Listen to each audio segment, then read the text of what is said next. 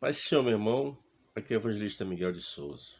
Sempre um prazer estar aqui e dizer que Jesus te ama e tem um plano de salvação na tua vida. Você que ainda não entregou a sua vida a Cristo, não cocheie entre dois pensamentos, mas aceite-o como o Senhor pessoal de sua vida, né?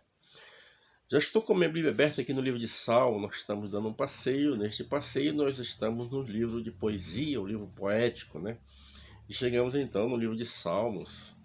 E o versículo-chave deste livro é o Salmo 150 e o verso 6. Diz assim esse verso, 150, verso 6. Tudo quanto tem fôlego, louve ao Senhor, louvai ao Senhor. Este salmo aqui, nós temos em torno de 150 salmos. O nosso irmão Davi, ele escreveu 73 desses 150 salmos. O Asaf escreveu 12, né? E nós temos outros escritores que escreveram ali. Inclusive Salomão escreveu 2 destes salmos, e entre eles está o Salmo 127, que diz que se o Senhor não edificar a casa, em vão trabalham os que edificam. Se o Senhor não guardar a cidade, em vão vigia a sentinela. O nosso irmão Moisés também escreveu Salmo 90, que diz: Senhor, tu tens sido nosso refúgio de geração em geração. Eu já li este livro de Salmos, sem exagero, umas 50 vezes. E se você perguntar se eu sei algo dele, sei muito pouco. Isso aqui era um inário do povo judeu, povo hebreu, né? Nós temos na Assembleia de Deus a nossa harpa cristã, a Igreja Adventista tem o seu inário cantor cristão, e outras denominações têm o seu inário. Então Israel tinha um deles aqui, e eles cantavam, né? Através desses lindos salmos, eram melodias. E eu lembro-me que quando era criança, um cantor chamado Osés de Paulo, ele gravou vários, inclusive o Salmo 1. Bem-aventurado é o varão que não se assenta na roda dos que escarnecem. E era muito lindo esse hino, não é um hino muito lindo. E eu vou deixar o versículo-chave, que é o 150, o verso 6, que diz que tudo que tem fôlego, louve ao Senhor, louvai ao Senhor. Você não pode proibir ninguém de louvar a Deus. O único cuidado em relação ao louvor é que tem louvores. A Bíblia diz que Deus habita no louvor santo de Israel, ou seja, o louvor evangélico, o louvor bíblico, o louvor que o objetivo é dar louvor a Deus. Este é o louvor verdadeiro. Muito cuidado com músicas, inclusive muitas músicas aí têm mensagem sublinhar. Isso é perigoso, porque escraviza as pessoas e leva as pessoas à cegueira. O louvor é tão importante que ele vai continuar na eternidade. A pregação do evangelho ela vai cessar, mas o louvor ele vai continuar. A profecia vai cessar, mas o louvor ele vai prosseguir. Então é importante o louvor. Só que você tem que ter cuidado com o que você está cantando, louvando e o que você está ouvindo. Eu cuidava de uma congregação e tinha um irmão que ele se firmava na igreja, vinha nos cultos, não faltava, de repente sumia, de repente ele vinha, aquela sequência não faltava, seguida, e sumia. Um dia eu fui lá, sempre que ele sumia eu ia na casa dele, um dia eu fui lá e perguntei para a esposa dele, ele não estava, o que acontece com o irmão Paulo, irmão? Ela disse, o problema do Paulo é assim, que ele passa o dia escutando a rádio, uma rádio de Porto Alegre aqui, eu não vou até nem mencionar o nome, até eu estou com ela na mente, mas não vou mencionar. Ela só toca músicas do mundo, né? E aí ele passa horas e horas escutando só o rádio ligado nesta emissora, ouvindo essas músicas. Então aquelas músicas ali, elas têm mensagem sublinhar, ela cativa a pessoa. Inclusive essas músicas que tem músicas, letras sublinhar, elas levam as pessoas a se rebelar contra Deus. É muito perigoso, né? É muito perigoso. Eu poderia mencionar muitas músicas aqui que é um perigo. O cristão não pode ouvir isso de maneira nenhuma, né? Eu ouço só aquela música do Roberto Carlos, Jesus Cristo, eu estou aqui. Muito cuidado com essa música aí. Essa música aí tem mensagem sublinhar terrível. Então você tem que ter cuidado com o que você está ouvindo. Mas eu peguei o Salmo 1, e o Salmo 1 inicia assim: Bem-aventurado o varão que não anda segundo o conselho dos ímpios, né? A gente poderíamos pregar sobre conselho, a Bíblia fala sobre sábios conselho, e mas é importante o conselho, quando ele é um conselho sábio. As pessoas aí fora dizem que se o conselho fosse bom, a gente não dava, a gente vendia. Mas existe sábios conselhos. O salmista aqui está dizendo, bem-aventurado o varão, ou seja, mais que feliz é o varão ou homem que não anda segundo o conselho dos ímpios. O conselho dos ímpios, aqui nós vamos observar neste salmo, que existe duas classes de pessoas, os ímpios e os justos, né? Então os ímpios é todas aquelas pessoas que praticam impiedade. Então aqui o salmista está dizendo, bem-aventurado seja mais que feliz o varão que não anda segundo o conselho dos ímpios, né? Talvez alguém tenha convidado você, aconselhado você de maneira errada. Eu lembro que uma certa feita eu cuidava de uma igreja e uma irmã estava com um problema no lar, problema familiar, e em vez dela me procurar, ela procurou um vizinho dela, só que esse vizinho não era cristão. E esse vizinho disse, se fosse tu, eu abandonava ele, vai seguir a tua vida, perde tempo com esse camarada aí. E falou outras coisas, né, para ela, um conselho que é um conselho de um ímpio. Depois essa irmã chegou no culto apavorada, pastor, eu queria um conselho, um aconselhamento, eu estou com problema assim, assim, explicou a situação dela, e eu procurei o meu vizinho. Eu disse, pois é, minha irmã vai se aconselhar com pessoas ímpias. As pessoas do mundo não têm nada para dar para um servo de Deus, para uma serva de Deus, né? Então eu falei para ela, irmã, você tem que ter cuidado com esse tipo de conselho. A parte B diz assim, nem se detém nos caminhos dos pecadores. Se deter nos caminhos dos pecadores é fazer aquilo que os pecadores fazem. O que os pecadores fazem? Eles bebem cachaça, eles usam droga, eles fumam. Os pecadores, porque eles são escravos do pecado. Aí você me pergunta, mas você, Miguel, evangelista Miguel, você não é pecador? Sou um pecador, mas sou um pecador comprado, lavado e remido no sangue do Cordeiro.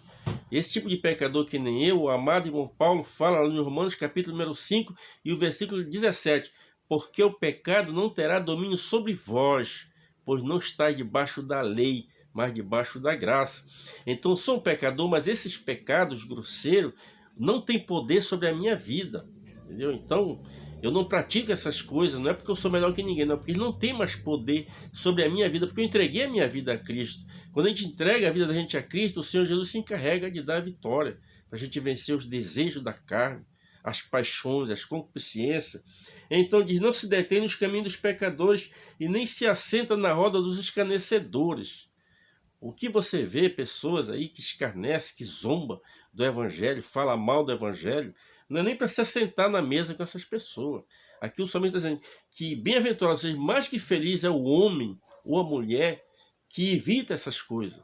O conselho dos ímpios, que evita andar no caminho dos pecadores, evita sentar na roda dos escarnecedores. Essa pessoa é mais que feliz. O versículo 2 diz assim, antes tem o seu prazer na lei do Senhor e na sua lei medita de dia e de noite. Você tem prazer na lei de Deus? Você tem prazer em ler a Bíblia? Você tem prazer em orar? Você tem prazer em ir à igreja? Você tem prazer em ser um servo de Deus, em adorar a Deus? É isso que dá prazer em você? Tem pessoas que têm prazer em ir numa praia, num cinema. Pessoas que têm prazer numa partida de futebol, prazer em dançar, prazer em fumar, em beber. Mas a Bíblia diz que o prazer do justo é na lei do Senhor. E na sua lei meditar de dia e de noite. É coisa linda. Esta ligação entre você e Deus por meio da sua palavra.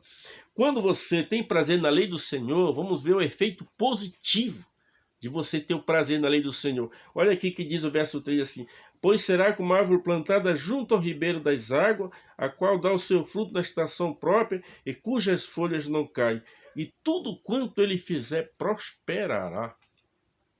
Você observa que o efeito de não se sentar na mesa dos escarnecedores, não andar nos caminhos dos pecadores, né? E se você passar a ter prazer na lei do Senhor, este prazer que você vai ter na lei do Senhor, você será como árvore plantada junto ao ribeiro de água, que dá os seus frutos na estação própria e cujas folhas não murcham. Tem uma tradução que diz não murcham, outra tradução diz cujas folhas não caem. Aqui o nosso irmão Jeremias, para colaborar com este texto, no capítulo 17, o versículo de número 7, versículo 8, ele nos traz um texto muito interessante que tem a ver lá. Aqui o versículo de número 7 Diz assim: bem-aventurado o varão que confia no Senhor e cuja esperança é o Senhor. Aí o versículo número 8 diz assim: porque ele será como árvore plantada junto às águas, que estende a sua raiz para o ribeiro. Não receia quando vem o calor, mas a sua folha fica verde, e no ano da sequidão não se afadiga e não deixa de dar fruto. Que coisa linda! A pergunta para você, meu irmão, meu amigo: você tem tido prazer na lei do Senhor? Se você tem o prazer na lei do Senhor, acontece isso aqui, o fruto natural, né? Vamos aqui na sequência, o versículo número 4 diz assim, do verso 4 diz assim, ó: não são assim os ímpios, mas são, porém, como a palha que o vento dispersa. Aqui está falando de colheita. Antigamente, na antiguidade, o que faziam? Eles pegavam o milho, batiam o milho, o arroz, principalmente o arroz e o trigo, né? O trigo e o arroz, eles batiam, e depois eles levavam para um lugar alto, e ali o que jogavam numa peneira para cima e para baixo, e aquele vento vinha e levava aquela palha, né? E aí caía só o grão na peneira. E a Bíblia diz que os ímpios eles são como a palha que o vento dispersa. O vento sopra a norte, já joga aquela palha, aquela folha para um lado, sopra suja lá para outro lugar. O ímpio é assim, o justo é diferente. O justo é plantado junto ao ribeiro de água e que dá o seu fruto na estação própria e cuja folha não cai. O justo. Já o ímpio é como a palha que o vento dispersa. Nós vimos muitas pessoas dispersas aí, como levado pelo vento de doutrina, vento de ensino, em vez de se enquadrar no que a Bíblia ensina, no que a Bíblia diz. Muitas vezes eu conheço pessoas aí que nasceram praticamente no Evangelho e saíram do Evangelho genuíno de Jesus Cristo e foram para cá e foram, é como essa palha que o vento dispersa. Não tem base, não tem alicerce, aí se torna presa fácil para Satanás. Diz assim, aí o versículo de número 5 diz assim: pelo que os ímpios não subsistirão no juízo e nem os pecadores na congregação do justo. Você observa que os ímpios eles não vão subsistir no juízo e não vão prevalecer na congregação do justo. Aí eu pergunto para você, de que lado que você está? Do lado do justo ou do lado do ímpio? Se você está do lado de Deus, você está do lado do justo. Se você está no sentido oposto, você está no lado dos ímpios. E a Bíblia diz que assim os ímpios, não são assim os ímpios, mas são como um moinho que o vento espalha. Verso 5 mais uma vez: pelo que os ímpios não subsistirão no juízo e nem os pecadores na congregação do justo. Eles não vão prevalecer na congregação do justo. Aqui está se falando já após o arrebatamento. Versículo 6 assim: porque o Senhor conhece o caminho do justo, mas o caminho do ímpio perecerá. Deus conhece o meu caminho, Deus conhece o seu caminho. Talvez você chegue comigo e diga que você é uma pessoa justa, mas Deus conhece o teu caminho. O que Deus quer através deste texto aqui é levar você a se encaixar no caminho do justo. Se você caminha até hoje, trilha no caminho do ímpio. O ímpio é aquela pessoa que dá um conselho mau para alguém. O ímpio é aquela pessoa que só pensa em si mesma, pessoa egoísta, e que, acima de tudo, não quer saber de Deus, vira as costas para Deus. No Salmo 9, o verso 17, a Bíblia diz que os ímpios serão lançados no inferno e todos aqueles que se esquecem de Deus. Aqui o salmista está levando eu e você a refletir. Ao compor esta melodia, o nosso irmão Davi, ao compor essa melodia: bem-aventurado o varão ou o homem que não anda segundo o conselho dos ímpios, nem se assenta na roda dos escarnecedores, e nem se detém nos caminhos dos pecadores. Antes tem o seu prazer na lei do Senhor, e na sua lei medita de dia e de noite. Vocês têm prazer em fazer a vontade de Deus, têm prazer em guardar os mandamentos, os estatutos do Senhor. Tem você prazer na lei de Deus? Ou só tem prazer nas coisas efêmeras desta vida? Talvez você diga, mas eu tenho que aproveitar, curtir a vida aqui, né? Morreu, acabou-se. Não vai acabar não, meu amigo. Você pode ter na certeza disso. Uma semente, seja ela de milho, de arroz, de feijão, você joga ela na terra, joga no local, primeiro ela morre, para depois vir um broto bonito. Assim é nós.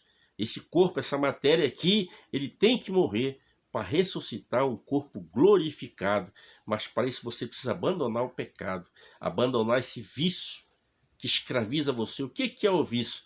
Tudo aquilo que domina você é um vício. Que Deus em Cristo nos abençoe. a minha vida e a sua vida, e até o próximo vídeo.